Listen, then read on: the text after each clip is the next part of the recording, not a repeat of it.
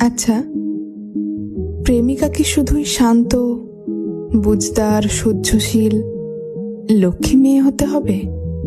লেখক, কেন তুমি গল্পে শুধুই ভালো প্রেমিকা দেখাও? কেন সেই প্রেমিকা ঝগড়া করে না? উপন্যাসের প্রেমিকারা কেন অবুঝ হয় না? হঠাৎ অচেনা মেয়ের কথা শুনলে কেন হিংসে করে না? রাগ দেখিয়ে ঝগড়া করে চারটে বাজে কথা বলে না? কেন সে এত নিখুঁত হয়?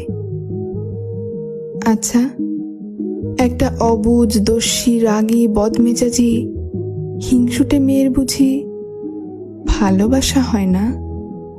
তার মনে এক সাগর স্নেহ, আবদার, আদর জমে থাকতে পারে না?